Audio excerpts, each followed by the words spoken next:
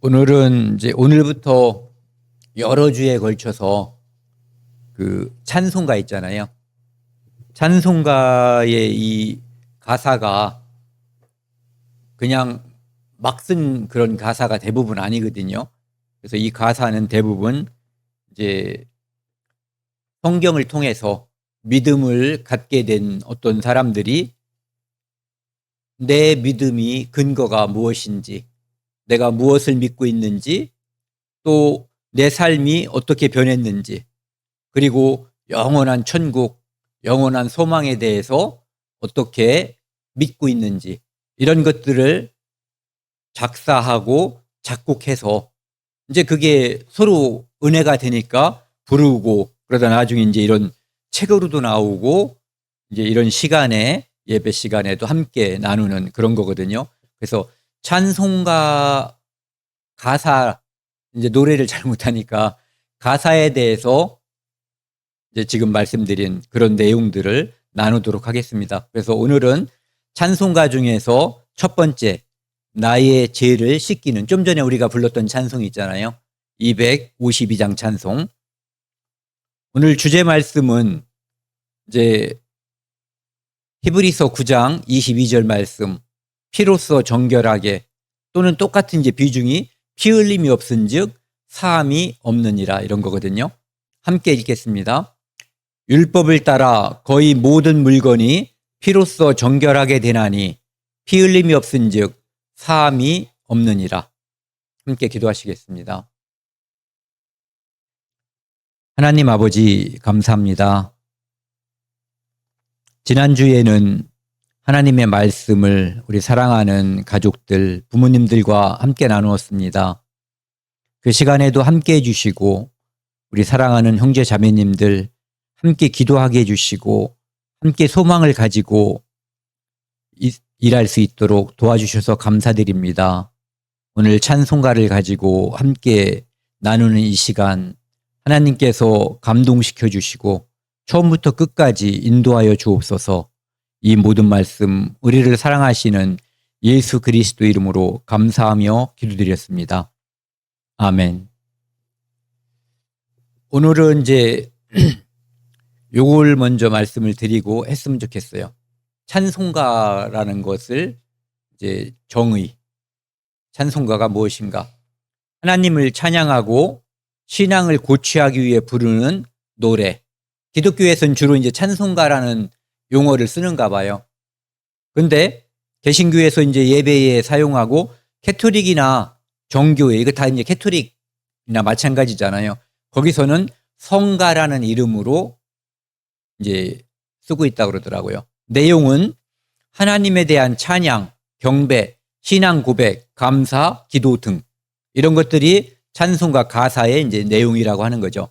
역사는 예전에 이스라엘 민족이 성전에서 시편을 낭송하다가 보니까 이제 나중에 이것이 다윗이 보면 수금을 타고 뭐를 하는, 그리고 이제 제사장들, 레위 사람들 중에 요즘으로 말하면 찬양대, 그 당시에 이제 그 하나님을 찬양하는 그런 사람들이 있었잖아요. 거기에서부터 유래했다고 이야기합니다.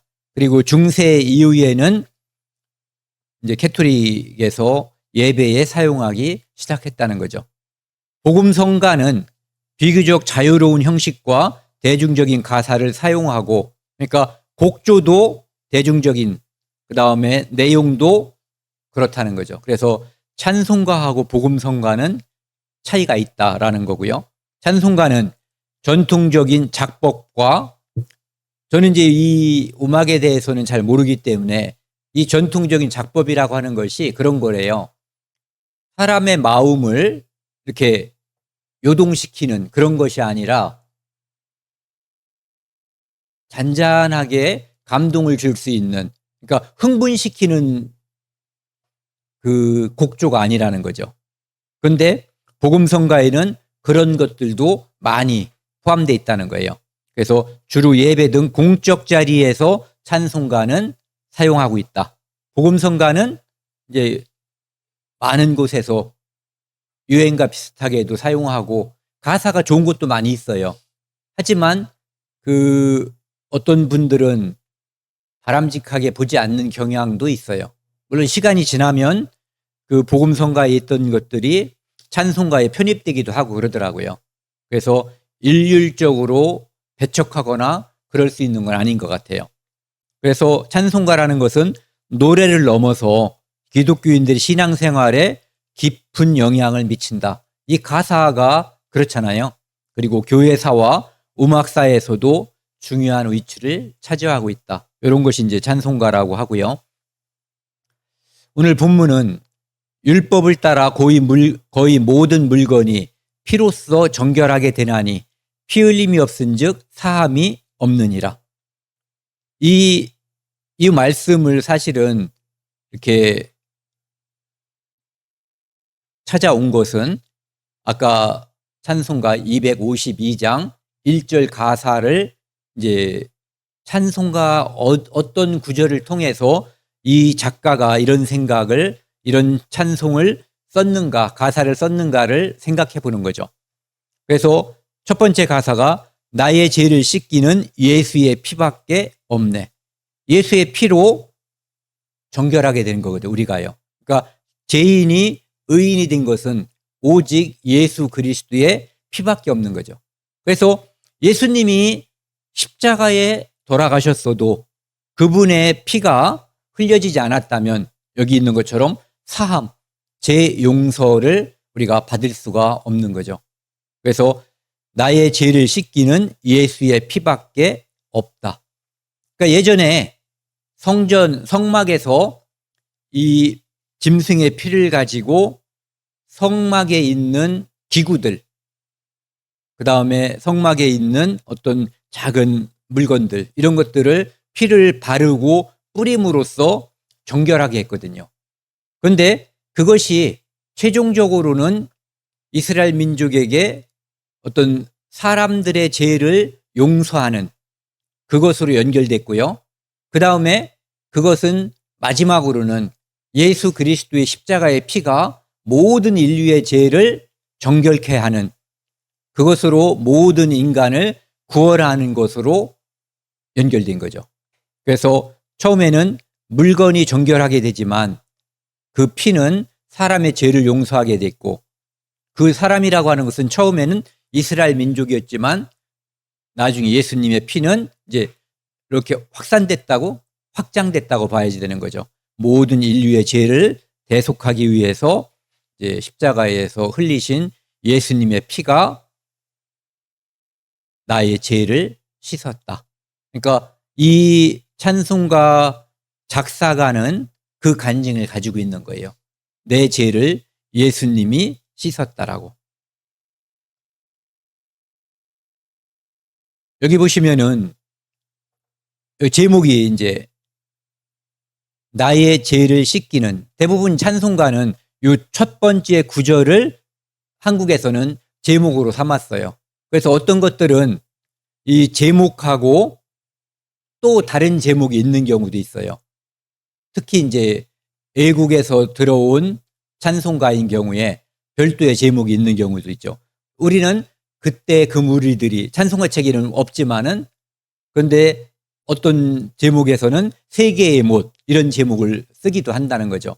그리고 여기에 이제 제목이 있으면은 그 밑에는 이렇게 이 작가는 어떤 성경 구절에서 착안을 해서 이 가사를 썼는가라고 하는 것을 여기다가 보여주고 있어요. 그래서 이 작가는 요한 1서 1장 7절 말씀, 예수의 피가 우리를 모든 죄에서 깨끗하게 하실 것이요 라고 하는 이 성경 말씀에서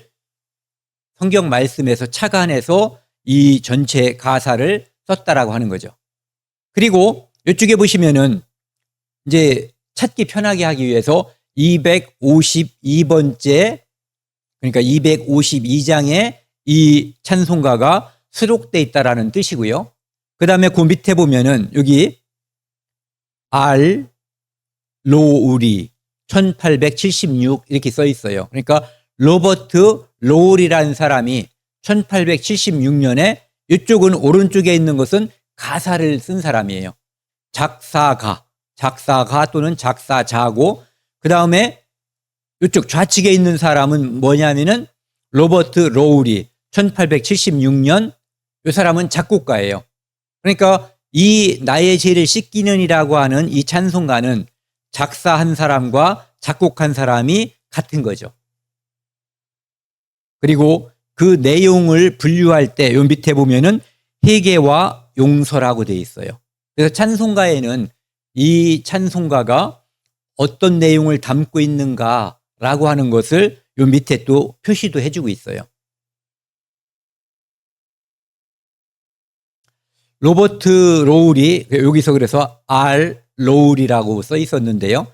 이 사람은 1826년에서 1899년까지 살았던 사람이에요. 미국의 침례교 목사면서 찬송가, 작사, 작곡했던 사람이에요. 이 사람은 이 미국 동부 펜실베니아의 필라델피아에서 출생했고 이제 평생 목회 활동을 하면서 음악 활동, 즉 찬송하고 찬양하는 일에 이제 그 일을 병행했다고 되어 있고요. 그 사람이 지은 찬송가는 나의 죄를 씻기는, 이것은 작사 작곡을 했고 무덤에 머물러라는 찬송가가 있어요. 160장. 그것은 작곡을 했더라고요. 그리고 다른 것도 있는 것 같아요. 그런데 명확하지 않아서 제가 여기다가 쓰진 않았어요. 그 당시에 함께 활동했던 사람들이 파니 크레스비, 윌리엄 브래드버리 등과 19세기 미국 복음성가 전성기를 이끈 대표적인 인물이래요. 그러니까 이런 사람들이 이제 노래를 잘하는 사람들이잖아요. 그러니까 그들과 함께 복음을 위해서 이 찬송가를 부르고 만들기도 하고 대중 집회에서 사람들에게 감동적인 가사를 함께 나누고 했던 거예요. 그래서 19세기에 미국 신앙 부흥운동에 큰 영향을 미친 사람이 바로 로버트 로울이다. 이제 여기 보시면은 여기가 이제 캐나다고요. 여기가 이제 우리가 흔히 말하는 미국, 미 합중국이죠. 여기 보시면은 뉴욕이 있고 필라델피아, 워싱턴. 이 필라델피아는 제가 볼 때는 점이 잘못 찍힌 것 같아요. 약간 내륙으로 조금 더 들어가야지 될 것 같아요. 거기에 그러니까 아까 말씀드린 것처럼 펜실베니아 바니아에서 쪽 우측으로 있는 이제 도시가 필라델피아라고 하는 거죠. 이렇게 여기 펜실베니아면은 요 옆에가 뉴저지가 있는데 펜실베니아 중에서 거의 우측에 치우쳐 있는 동부 쪽으로 치우쳐 있는 그곳이 이제 어디라고 그랬죠? 펜실베니아 중에서 필라델피아라고 하는 거죠. 그리고 이제 이걸 공부하다 보니까 그냥 알고 지나가면 좋을 것 같아요. 뭐냐면은 미국에서는 뉴욕이 처음에 수도 역할을 했대요. 그러다가 영국이 바다를 통해서 해군이 워낙 강력하니까 와서 쳐들어올까 봐 여기 필라델피아가 약간 육지로 들어가 있거든요. 그래서 골리 가서 수도 역할을 조금 하다가 나중에는 워싱턴으로 옮겼다고 하더라고요. 여러 가지 이유로 인해서. 그래서 뉴욕, 필라델피아, 워싱턴. 그러니까 예전에는 수도 역할도 했던 곳이다라고 하는 도시가 바로 필라델피아라고 하는 데예요. 이제 가사가 이렇게 1절부터 5절까지 있고 후렴은 똑같이 이제 돼 있거든요. 그래서 아까 이제 1절에서 앞부분을 살펴봤는데요. 지금부터 이제 뒷부분을 한번 살펴보도록 하겠습니다. 나의 죄를 씻기는 예수의 피밖에 없네. 다시 정케하기도 예수의 피밖에 없네. 제가 생각할 때는 이제 처음에 아까 보면은 그 찬송가 252장 제목 밑에 저기가 있었잖아요. 요한 1서 7장이라는 표현이 있었잖아요. 그 표현을 한 것은 이 찬송가 전체에서 이 로버트 로울이라고 하는 이 분이 요 부분에 더 차관을 둔 게 아닌가라는 생각이 들어요.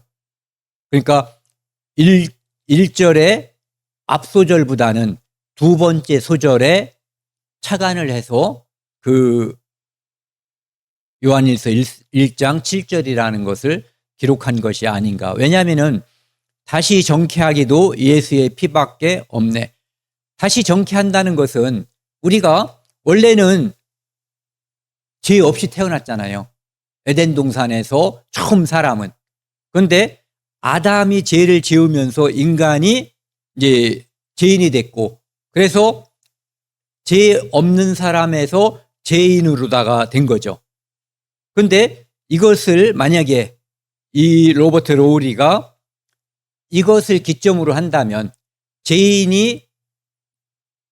의인이 죄인 됐는데 다시 의인으로다가 돌이킨다고 생각을 한다면 1번 가사와 2번 가사는 동일한 의미라고 볼 수가 있어요.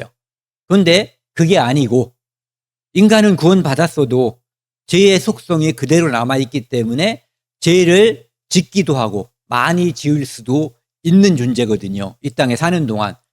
성화가 돼도 죄를 전혀 짓지 않고 사는 사람은 없다고 봐야지 되는 거죠. 그렇기 때문에 그때그때마다 죄를 짓기도 하지만 다시 내가 하나님께 그 죄를 고백 또는 자백하고 다시 의로운 길로 갈 수 있는 것, 다시 성화의 길로 갈 수 있는 것, 그것 역시 예수의 피밖에 없다라고 하는 의미를 볼 때 요한일서 1장 7절 말씀이 더 합당하다 이런 얘기죠. 그래서 제가 읽겠습니다. 그가 빛 가운데 계신 것 같이 우리도 빛 가운데 행하면, 하나님이 빛 가운데 있고 예수님이 빛 가운데 있는 것처럼 우리가 그분의 영을 받았잖아요. 성령을. 그래서 우리도 똑같이 그분을 따라서 행동한다면 또는 따라서 산다면 우리가 서로 사귐이 있고, 우리라고 하는 것은 그 빛을 받은 사람들, 그러니까 예수 그리스도로 구주를 삼은 공통적인 사람들, 즉 교회라고 볼 수가 있죠. 형제 자매들 사귐이 있고 그 아들 예수의 피가 우리를 모든 죄에서 깨끗하게 하실 것이요, 즉 영원한 속죄를 받았지만 죄를 지을 수밖에 없고, 그럼에도 불구하고 우리가 빛 가운데 행하면, 그리고 예수 그리스도의 피는 한 번에 모든 죄를 용서하는 데에 그치는 것이 아니라 내 삶이 잘못된 방향으로 이렇게 시궁창이나 더러운 물에 빠질 때도 역시 다시 내가 일어나고 다시 하나님께 영광을 돌릴 수 있는 것도 역시 예수의 피밖에 없다는 그런 의미를 가지고 있다는 거죠. 그리고 이제 1장 1절이죠. 1절 첫 소절, 둘째 소절을 이제 함께 어우를 수 있는 성경 말씀은 로마서 5장 9절 말씀이요. 그러므로 이제 우리가 그의 피로 말미암아 의롭다 하심을 받았으니, 이것은 우리 죄를 예수님이 십자가에서 이미 2000년 전에 완전히 다 씻은 거잖아요. 그것으로 인해서 우리가 그 피로, 중요한 게 피잖아요. 피로 말미암아 의롭다 하심을 받을 것이다가 아니라 이미 받았으니 더욱 그로 말미암아, 그 피로 말미암아 의롭다 함을 말미암아 진노하심에서 구원을 받을 것이니. 진노하심은 두 가지를 생각해 볼 수 있어요. 가장 중요한 것은 마지막 심판, 마지막 진노. 그러니까 하나님께서 이 땅을 심판하고 그 심판에 이어서 영원한 지옥에서 영원한 심판이 있잖아요. 그런데 7년 환란도 역시 진노하심이고 영원한 심판도, 지옥도 진노하심이거든요.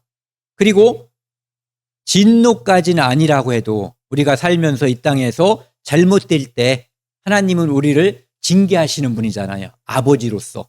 그래서 진노하심에서 구원받는다고 하는 것은 바로 우리가 좀 전에 요한일서 1장 7절 말씀에서 봤었던 것처럼 그렇게 우리가 교제 가운데서 예수 그리스도를 믿는 믿음의 사람들끼리 예수의 피가 나의 영원한 속죄를 이루었을 뿐만 아니라 하루하루 삶에서 잘못하는 것을 돌이킬 수 있는 원동력도 역시 예수의 피밖에 없다. 그것으로 의롭다함을 받았고 진노하심에서도 구원받을 수 있는 유일한 근거도 예수의 피밖에 없다라고 하는 거죠.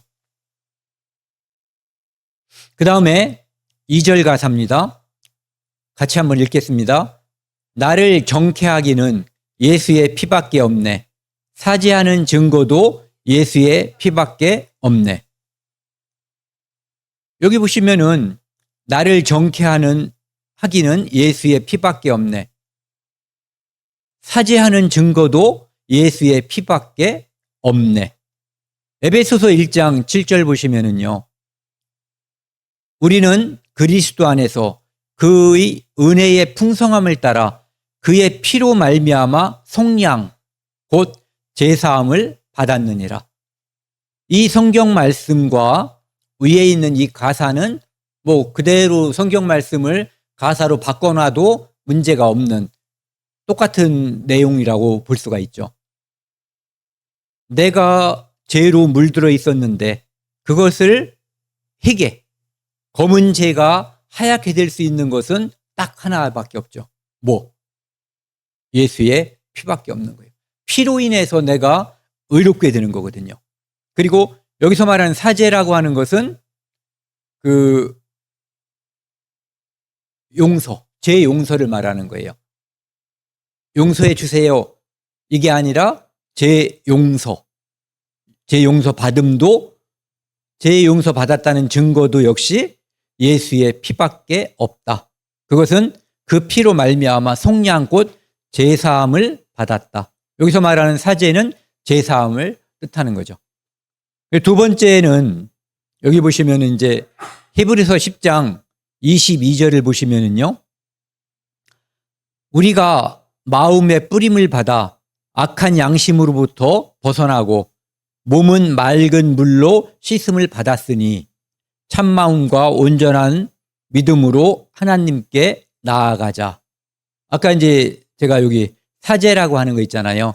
두 가지가 많이 쓰이는데 첫 번째 사죄라고 하는 것은 우리가 더 많이 쓰는 단어예요. 그런데 여기에서의 의미는 2번에 해당된다는 거죠.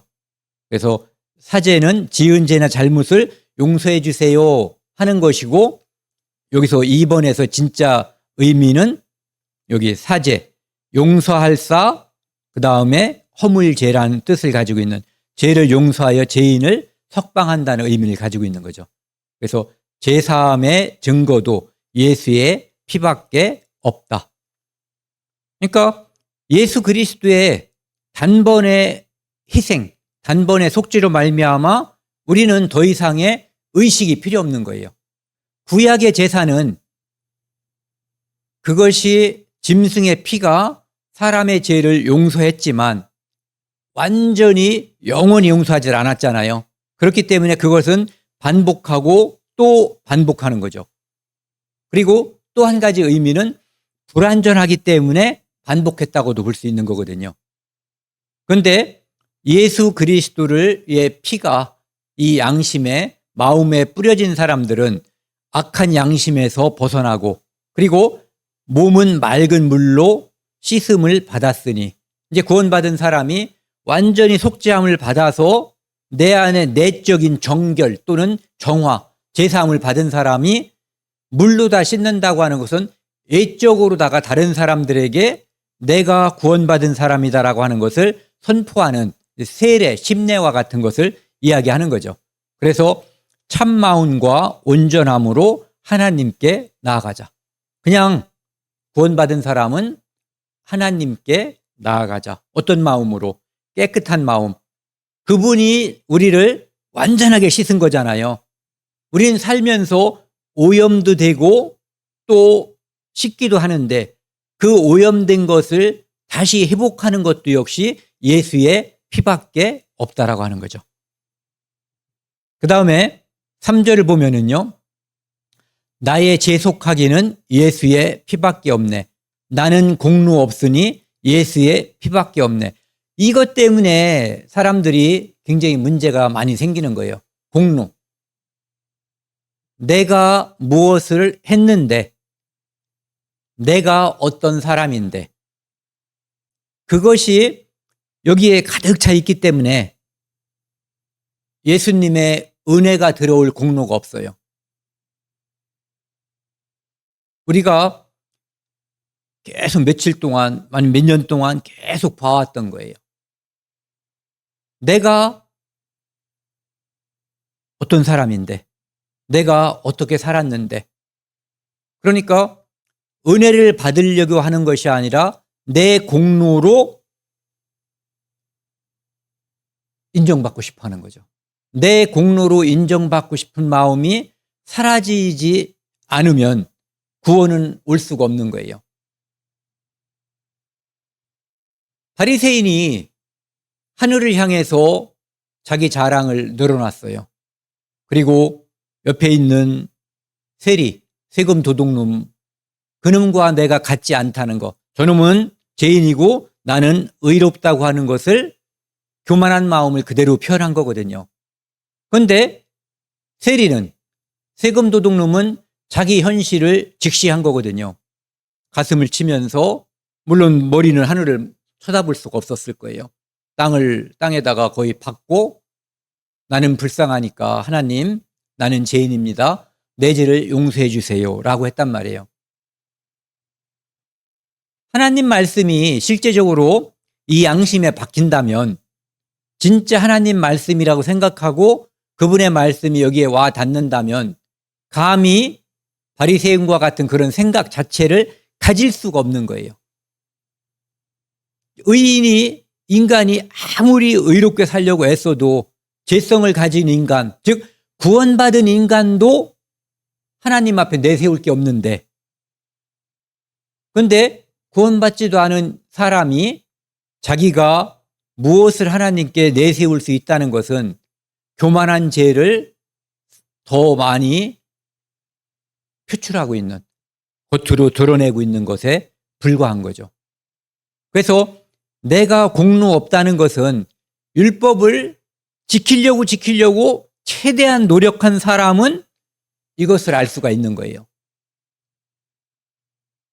율법이 10계명만 따지자고요. 10가지가 있다고 볼 때 이것을 평상시에 전혀 생각하지 않고 또는 듬성듬성 생각하고 있는 사람은 자기가 뭔가를 지키고 있다라고도 생각해 볼 수 있어요.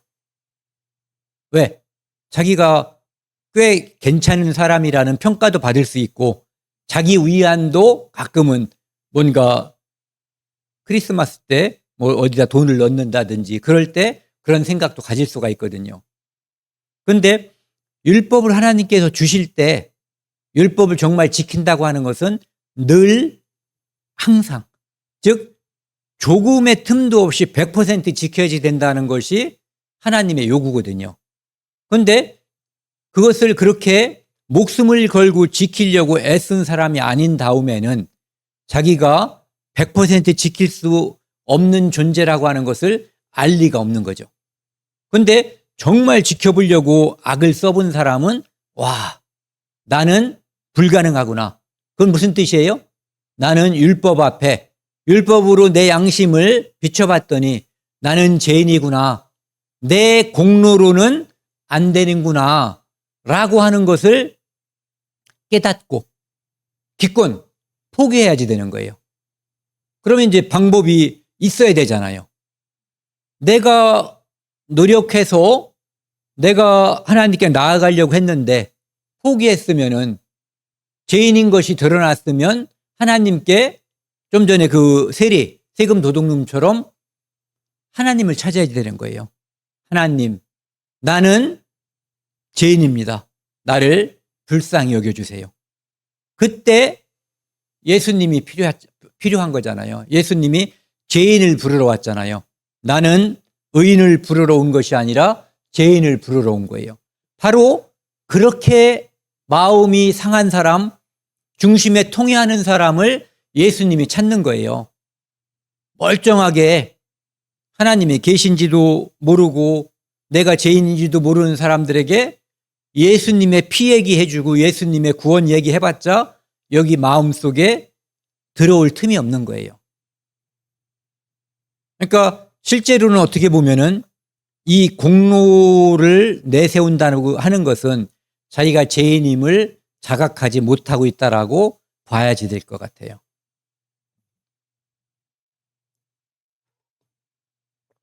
내가 죄인이어서 죽어야 되는데, 죽을 수밖에 없는데 어디서 내 공로를 내세울 수가 있겠냐고요. 상식적으로 생각을 해볼 때. 그러니까 하나님 말씀이 하나님의 말씀으로서 인정이 안 되는 거죠. 그리고 나를 내세우고 싶은 거예요. 그러니까 사람을 만날 때마다 내가 무엇을 했고, 내가 무엇을 했고, 무엇을 했고, 계속 우리 이 양반이 얘기하는 것처럼 그냥 자동 발사 되는 거죠. 네. 나는 공로가 없는 거예요. 내가 천국 가려면 내 공로를 내가 누구를 도와주고 무엇을 잘했다고 하는 것을 내세우는 순간 나는 예수의 피를 믿을 수도 의지할 수 없는 거예요. 베드로전서 1장 18절 19절 보시면은요. 같이 읽겠습니다. 너희가 알거니와 너희 조상이 물려준 헛된 행실에서 구원받은 것은 은이나 금같이 없어질 것으로 된 것이 아니요 오직 흠없고 점없는 어린 양 같은 그리스도의 보배로운 피로 된 것이니라. 유대인들은 자랑거리가 있었어요. 뭐? 하나님, 우리 하나님, 내 하나님, 율법. 하나님이 우리를 거룩하게 구별하기 위해서 주신 율법이 있었어요. 그래서 그들은 나는 율법을 행함으로써 하나님께 인정받고 있는 사람이다 라고 자랑 삼았어요. 그것은 우리가 그런 말 하잖아요. 금이 귀중하잖아요. 금과 옥조처럼 그 율법을 그 사람들은 매우 귀하게 생각했는데 그거 가지고는 구원을 받을 수 없다는 것을 사도 바울이 고백하는 거잖아요. 율법으로는 흠이 없다라고 사도 바울이 말하지만 오라 나는 날마다 죽는다라고 이야기하고 있어요. 그러니까 율법으로 흠이 없다는 것은 사도 바울이 과거에 내가 그렇게 생각했다는 것이지 지금 율법으로 흠이 없는 존재라고 말하는 것은 아니거든요. 오히려 오호라 나는 날마다 죽는다고 하는 것이 사도 바울의 현재 신앙인으로서 예수 그리스도를 믿는 사람으로서의 진정한 솔직한 고백이 되는 거예요. 그래서 구원을 받았는데 뭘로 구원받았냐면은 금과 은같이 없어질 것.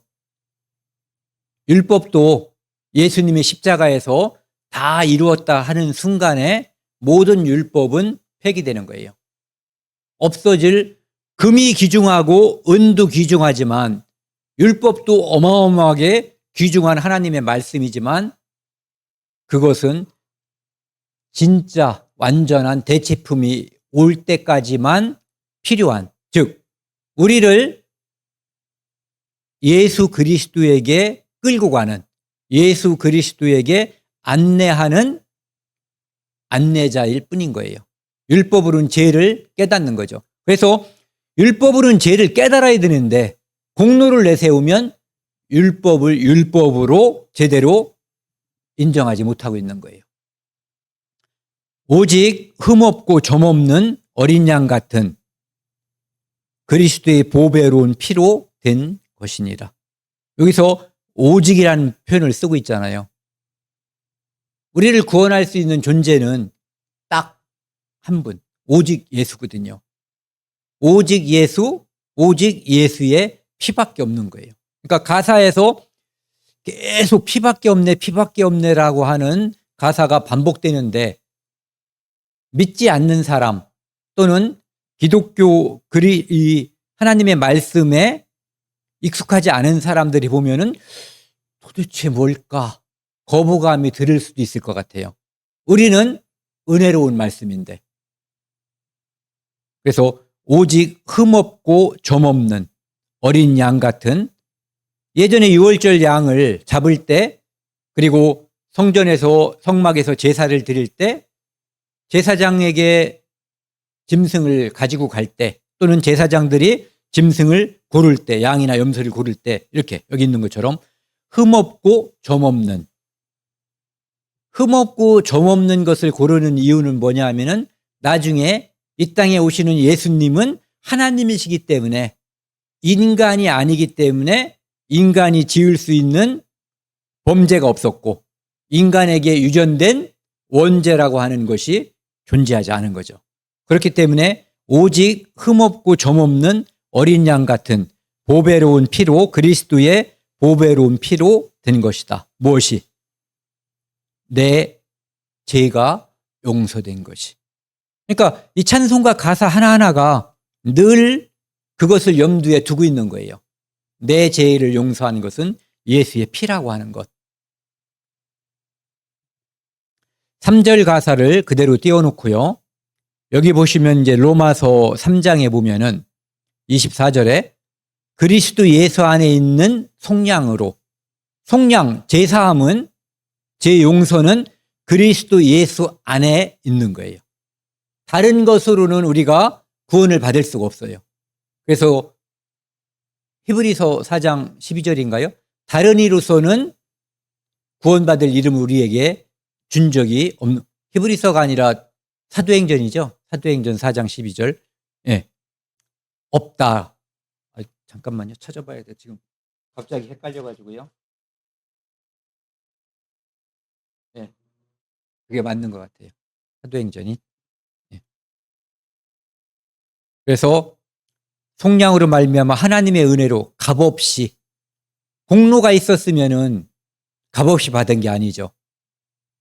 교환했든지 뭔가를 내가 지불한 거예요. 공로라고 하는 것은. 그래서 값없이 얻은 자 되었느니라. 이 예수를 하나님이 그의 피로써 말미암는 화목제물로 태우셨으니, 원래는 아담 이후의 모든 인간은 하나님과 사람은 불화했어요. 하나님은 심판자가 됐고 인간이 죄를 범함으로 말미암아 인간은 심판받아 마땅한 자, 죽음이 따르고 죽음 뒤에 더 밑창으로 들어가는 지옥이 따라 있는, 그러니까 심판자와 심판받는 사람의 위치에 있었거든요. 그런데 이것을, 불화한 상태를 예수님이 십자가에서 화목하게, 화평하게, 평안하게 해주신 거죠. 피로써 여기 보시면은요, 이는 하나님께서 길이 참으시는 중에 전에 지은 죄를 간과하심으로, 죄를 그대로 둔 상태에서는 하나님과 사람 사이가 화평하게 될 수가 없는 거예요. 평안이 존재할 수가 없는 거거든요. 간과라고 하는 것은 주마간산 그거랑 똑같은 거예요. 그냥 있는데 쳐다보지 않는 거죠. 그냥 봐주는 거예요. 간과한다고 그러잖아요. 애들이 잘못했지만 그냥 봐주는 거죠. 곧 이때에 자기의 의로우심을 나타내사 자기도 의로우시며 또한 예수 믿는 자를 의롭다 하려 하심이라. 하나님의 의가 예수를 믿는 자를 통해서 우리에게 온 거예요. 예수님이 그 안수라고 그러죠. 예전에 짐승을 잡아서 용서를 받을 때 성막이나 성전에서 가지고 가서 이렇게 짐승에다 안수를 한단 말이에요. 이 안수할 때 사람과 죄인과 이 대속 제물이 일치가 되는 거예요. 하나가 되는 거예요. 그래서 이 죄가 안수물인 이 짐승에게 옮겨지는 거고, 짐승은 죄가 없잖아요. 죄 없는 짐승의 의가 사람에게 옮겨지는 거죠. 그래서 똑같이 예수님께서 십자가에 돌아가실 때 그분의 의가 사람에게 오고 사람의 죄가 예수님께 감으로써 예수님은 십자가에서 모든 인류의 죄를 대속하기 위해서 모든 죄를 다 뒤집어 쓴 상태로 그곳에서 피 흘려서 죄를 대속한 거죠. 그래서 하나님은 자기의 의로우심을 나타내사 하나님도 의로우시고 또 예수 믿는 자도 의롭다 하심을 위해서 십자가에서 예수 그리스도를 통해서 죄사함을 베풀어 주셨다. 은혜를 주셨다라고 하는 것을 이야기하고 있어요.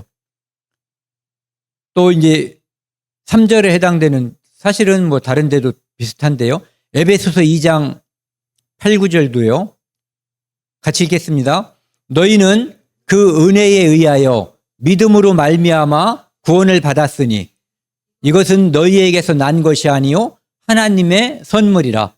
행위에서 난 것이 아니니 이는 누구든지 자랑하지 못하게 함이라. 우리가 구원받아서 자랑하는 것은 내가 훌륭해서 자랑한 게 아니잖아요. 예수님이 하나님의 은혜, 그분의 사랑을 자랑하는 거죠. 그리고 구원받은 그 자체를 자랑하는 거예요.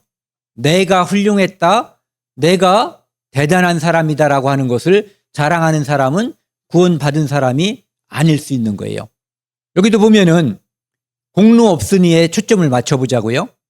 너희는 은혜에 의해요. 공로가 있다면 은혜가 아니죠. 대가를 지불해야지 공로가 되는 거거든요. 그런데 은혜에 의하여 믿음으로 말미암아 구원받았으니, 어머니 한번 생각해 보세요. 우리가 예수님한테 돈 얼마를 주면 구원받을 수 있어요? 100만 원 정도 드려야 되나요? 아니면 양을 한 마리? 황소 큰 거 한 마리? 뭘 드려야지 돼요? 구원받기 위해서 하나님께 우리가 드려야 할 거. 양? 네. 양 몇 마리 맞춰야지 돼요, 그럼? 하나? 그러면은 양 키우는 사람들은 구원을 받을 수가 있는 거네요. 양 갖다 바치면 되니까. 어머님 지금 양이 없잖아요. 어떻게 할 거예요, 그럼? 저도 양이 없는데.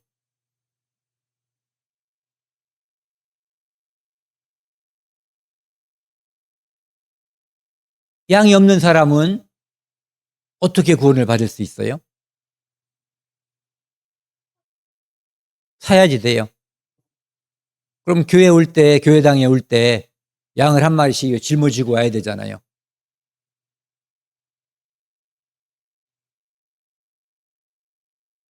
예수님을 세례 요한, 침례 요한이 이렇게 표시했어요.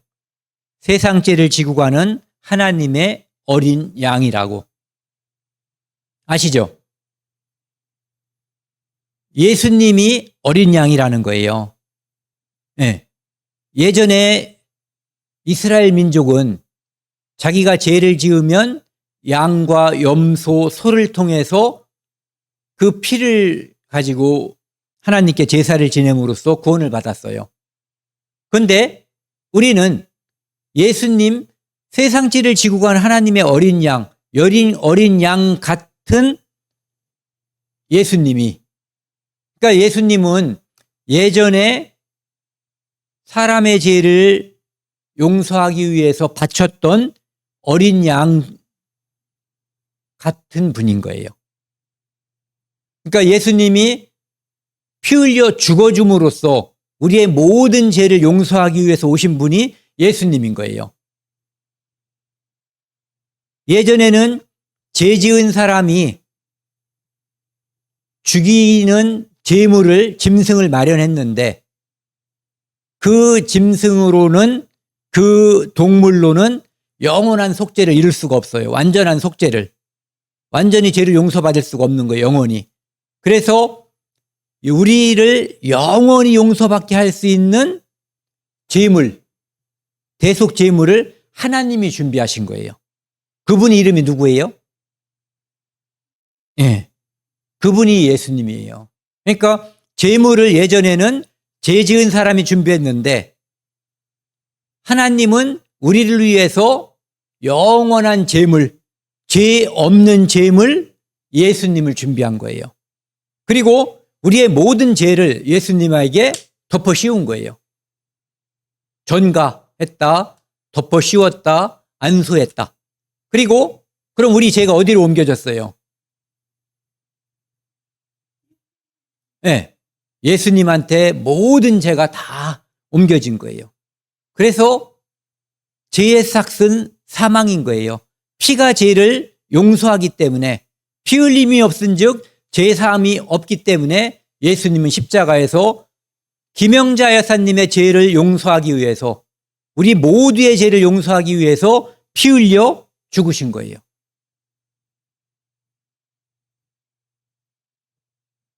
심각하네요. 자, 공로를 가지고 하나님께 나아갈 수 없다는 거예요.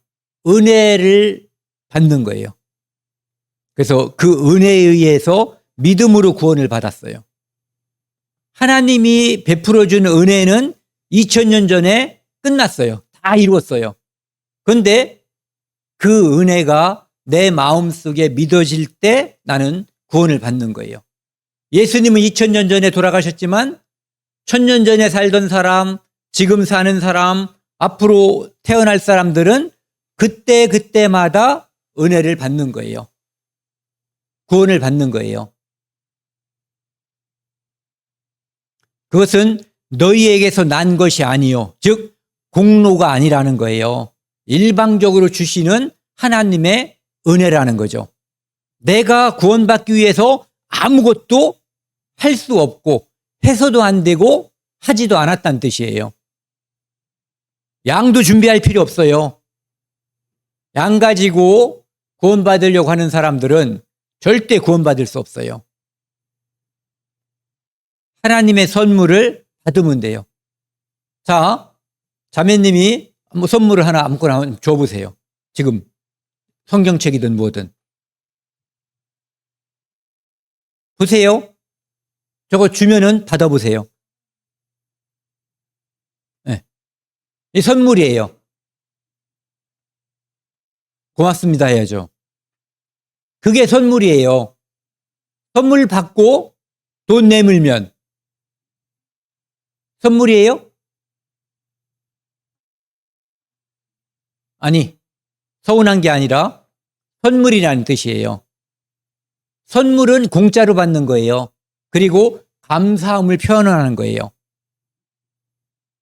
선물 받고 1000원짜리, 100원짜리 내밀면 그 가방이 1000원짜리 되는 거예요. 그리고 선물 받기 전에 1000원 먼저 주면 그 가방을 선물 나 거절하고 1000원에 사겠다는 뜻이에요. 거래하겠다는 거예요. 하나님의 선물, 하나님의 은혜, 하나님의 구원은 공로도 아니고 거래도 아니에요. 오직 일방적으로 주시는 은혜를 받는 거예요. 그래서 하나님의 너희에게서 난 것이 아니다. 공로가 아니라는 거예요. 그리고 하나님의 선물인 거예요. 100% 선물.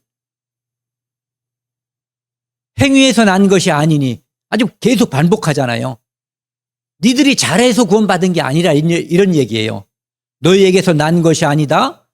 같은 말이 선물이다. 행위에서 난 것이 아니다. 그러니까 구원받았다고 네 자랑하지 말고 예수님 자랑하고 하나님 자랑하라는 거예요. 누구든지 자랑하지 못하게 함이라. 네 자랑하지 말란 얘기예요. 하나님 자랑하고 은혜를 베풀어 주신 예수님 자랑하란 뜻이에요. 4절입니다. 평안함과 소망은 예수의 피밖에 없네. 나의 의는 이것뿐. 예수의 피밖에 없네. 여기도 보시면은 나의 의는 이것뿐. 예수의 피밖에 없네. 나를 의롭게 한 것은 내 공로가 전혀 없다는 뜻이에요. 그리고 평안함과 소망을 가져다 준 것도 내가 노력을 해서 멋진 집을 하나 사놓고 노후를 준비하고 그것으로 인해서 평안함과 소망이 생기지 않는다는 거예요. 생겨도 그것은 몇 시간, 며칠, 몇 년 안에 다 박살나요. 왜? 그거보다 더 큰 욕심이 생기거든요. 그것으로 만족하고 그것으로 의로를 삼으려고 하는 순간 더 큰 욕심이 반드시 찾아오게 돼 있어요. 로마서 5장 1절 말씀을 보면은요. 그러므로 우리가 믿음으로 의롭다 하심을 받았으니 양을 갖다 바쳐서 제사함 받은 게 아니란 뜻이에요. 예수님이 한 마리 어린 양으로 죽어주심을 믿어서 의롭다함을 받았다는 뜻이에요. 우리 주 예수 그리스도로 말미암아 하나님과 화평을 누리자. 아까 말씀드렸죠. 하나님은 심판자고 죄인은 심판받아야 될 대상이에요. 그런데 이 사이에는 평화, 화평, 평안 이런 것이 없어요. 그러면은 언제 그것이 생기냐 하면은 죄의 담이 완전히 허물어졌을 때, 우리 죄가 예수 그리스도의 피로 완전히 용서되었다는 것이 마음속에 확실히 믿어질 때, 그때 하나님은 심판자가 아니고 나의 구원자, 나의 아버지, 나의 소망이 되는 거예요. 나의 안식이 되는 거예요. 그리고 그분이 주신 의가 내 의가 되는 거예요. 구원의 옷, 의의 겉옷. 내가 만든 게 아니에요. 아담과 하와는 자기들이 만들려고 무화과 잎으로 치마를 해 입었어요. 그런데 하나님이 주셨죠. 가죽옷을. 그리고 그 가죽옷은 먼 훗날 언젠가 이 땅에 하나님이 사람의 형상으로 오셔서 십자가에서 피 흘려 자기 가죽을 찢고 피 흘려서 우리 죄를 용서할 것을 미리 그림자로서 보여준 거예요. 우리 주 예수 그리스도로 말미암아 하나님과 화평을 누리자. 제사함을 받은 사람만 이 화평을 누릴 수가 있는 거예요. 또 골로새서 1장 20절 그의 십자가의 피로 화평을 이루사. 예수님의 십자가로 우리 죄를 용서받은 사람만 화평을 얻는 거예요. 왜? 하나님이 평안을 그때 주시는 거거든요. 그 평안이 그때 이루어지는 거예요. 만물 곧 땅에 있는 것들이나 하늘에 있는 것들이 그로 말미암아 자기와 화목하게 되기를 기뻐하심이라. 그때 이 세상에 있는 만물도 최종적으로는 여기 나와 있는 것처럼 화목하게 되는 거예요. 지난번에 저거 말씀드렸죠. 잠자는 숲속에 공주인지 미녀인지. 사람과 하나님과 화목이 이루어졌을 때 그때 만물도 화목이 이루어져요. 화평이. 그래서 예수님이 이 땅에 다시 오셔야만, 지상에 재림하셔야만 이 땅이 새롭게 되는 거예요. 에덴 동산처럼. 그 다음에 로마서 12장 12절 소망 중에 즐거워하며. 이 땅에 사는 사람들이 예수 그리스도로 구원받지 않은 사람들도 소망, 희망 이런 단어를 쓰기는 써요. 하지만 그것은 진정한 게 아니에요. 마치 구약의 제사처럼 그때그때 잠시의 소망과 잠시의 기쁨, 잠시의 만족이 있었을 뿐이에요. 영원한 평안, 영원한 안식, 이것은 예수 그리스도로 말미암아 여기 평안함과 앞에다가 이걸 써주면 좋죠. 영원한 평안함과 영원한 소망은 예수의 피밖에 없네. 나의 영원한 의는 이것뿐, 예수의 피밖에 없네. 5절입니다. 영원토록 내 할 말, 예수의 피밖에 없네. 이 땅에서 우리가 가장 많이 말하고 가장 머릿속에 마음속에 담아두어야 될 단어, 의미가 있다면 예수의 피예요. 예수님의 은혜죠. 그리고 우린 천국에 안 가봤지만 그곳에서 무엇을 노래하고 찬양할지 모르지만 그런 것들이 계속 나올 가능성이 있어요. 왜? 그거보다 더 중요한 게 없으니까. 나의 찬미 제목은 내가 하나님을 또는 이 세상의 무언가를 찬양하고 그 아름다움을 찬양한다면 뭘 찬양하겠어요? 나를 구원하신 분, 나를 구원하기 위해서 거룩하신 하나님이 이 땅에 오셔서 가장 낮아지고 심지어 우리의 모든 죄를 짊어지고 피 흘려 죽기까지 하고 무덤에 들어가고 나중에 결국 그분이 하나님이심을 증거하잖아요. 무엇으로? 부활하심으로. 그리고 승천하심으로. 이제는 하나님 우편에 앉아 계심으로 심판할 날. 즉 예수 그리스도의 피를 믿는 자와 믿지 않는 자를 구분할 날을 기다리시는 거예요. 그분이 이 땅에 오실 때 그것이 확연히 구분될 거예요. 무덤 속에 있는 사람들이 믿는 사람은 부활할 것이고 이 땅에 육신을 입고 있는 사람들이 믿는 사람들은 변화할 거예요. 그래서 예수 그리스도와 하나가 되고 영원히 함께 있게 될 거예요. 마치 우리 안에 성령이 영원히 함께 하는 것처럼.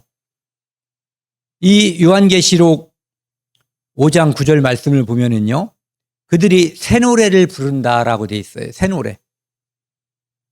과거에 불렀던 노래는 영원한 것과는 관계없는 거예요. 완전한 것과는 관계가 없는 거예요.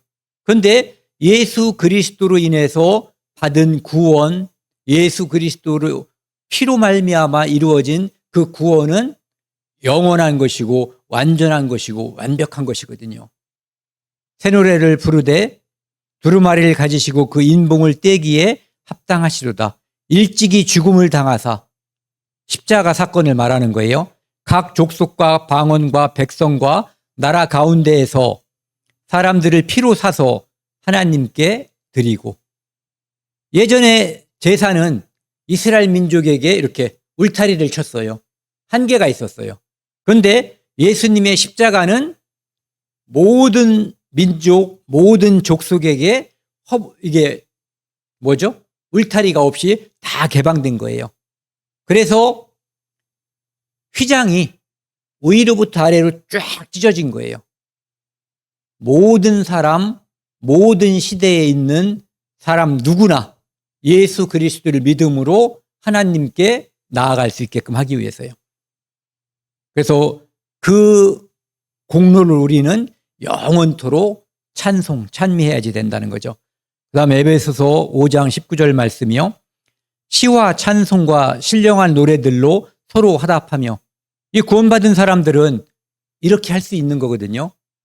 우리가 부르는, 우리가 마음속에 딱 와닿는 그 찬송가의 가사들을 믿지 않는 사람들한테 그냥 적어주면은요, 그 사람들 견디기 어려울 거예요. 이것은 무엇인가 이렇게 해줘. 만나 처음 봤을 때처럼. 시와 찬송과 신령한 노래들로 서로 화답하며 너희의 마음으로 주께 노래하며 찬송하는 것. 이것은 제사함이 이루어진 사람들이 할 수 있는 거예요. 그 다음에 후렴입니다. 예수의 흘린 피 날 희게 하오니 귀하고 귀하다 예수의 피밖에 없네. 뭐 거의 동일한 가사들이잖아요. 이사야 1장 18절 보면은요, 이거 같이 읽겠습니다. 오라, 우리가 서로 변론하자.